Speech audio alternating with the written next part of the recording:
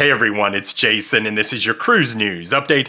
And it's been a bad summer for Celebrity Cruises as another one of their ships just lost power. A passenger's warning others about their spa nightmare. And you need to be aware of this as Royal Caribbean just made a shocking change to their beverage package policy. So cruise story number one, and this is concerning as we have a third celebrity cruise ship with major mechanical issues in the past month. So the Celebrity Constellation was on its way to Messina, Italy, and it totally lost power. Adrift for over 2 hours. Passengers were saying that there was no AC, no power, no running water, no running toilets. That's a nightmare. Have to tell you, my mind automatically went to that Netflix series about the poop cruise. People in the comments were saying part 2. Now, they said it started to get going about 2 hours later, and for about an hour it was only going 2 to 3 knots. They are in Messina, Italy right now, and we have no idea what the issue was. But the question is what's going on with Celebrity Cruises? The Celebrity Infinity about a month ago had a fire on board and sat in Turkey for 3 days. Many people are still talking about it and upset, as they said it ruined their dream vacation. And then about 2 weeks ago, the Celebrity Beyond, which is a brand new ship, 3 years old, had propulsion issues. They had to cancel a cruise. They sent it over to the Bahamas to be fixed. But now passengers are receiving this email right here. And this is through the end of October of 2025. It would seem that the issue is not fixed because they said they had to go at reduced speeds and they're adjusting itineraries slightly. Now, there is a passenger that was on the Beyond that said the captain said the ship is fixed, but in order for it to be fully fixed, they have to go into dry dock sometime next year. I have to tell you, I wouldn't think this would be Celebrity would be having these issues. I would be thinking about another sea brand, Carnival.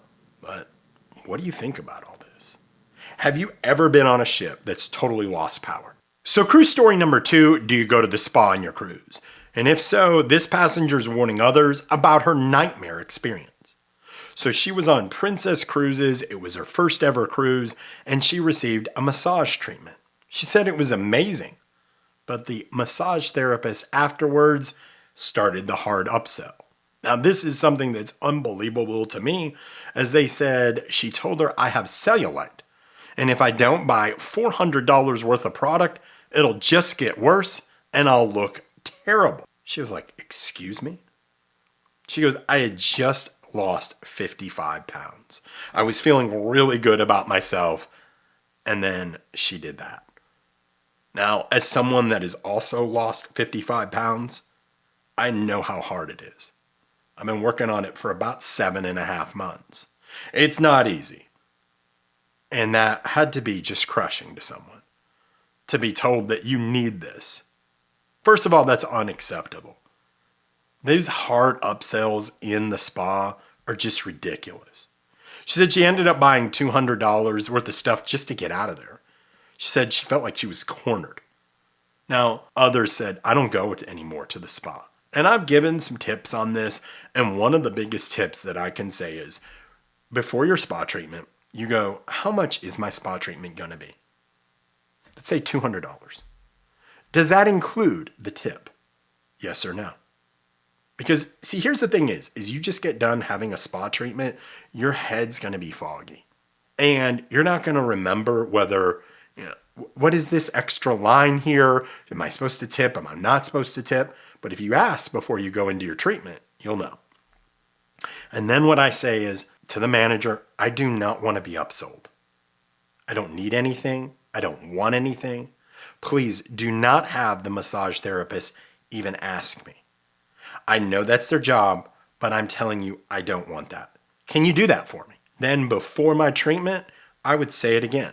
Hey, I get your job is to ask about upsells, extra things that I might need. I don't need anything. And that's the way I'd handle that. Now, other comments were saying, my wife can't say no. She felt like she was cornered and spent $2,000 on a cruise. Can't even imagine that. But there's Tons of stories. $100, $300, $500. Everyone saying, that was my first and last time ever to the spa. And most people are just not ready for it. You have to tell them up beforehand, do not try to sell me anything. It's a shame. You know, you go there, most of the times you have a great treatment. You really do. They are very talented. And I get that's their job, but it's really a shame that they ruin the experience by pushing things like this. By telling someone that their cellulite is only going to get worse if you don't buy this $400 worth of product. That's just shameful. What do you guys think? Has this ever happened to you? So before I get to cruise story number 3, I would ask that you please like this video and consider subscribing, as it does help the channel grow.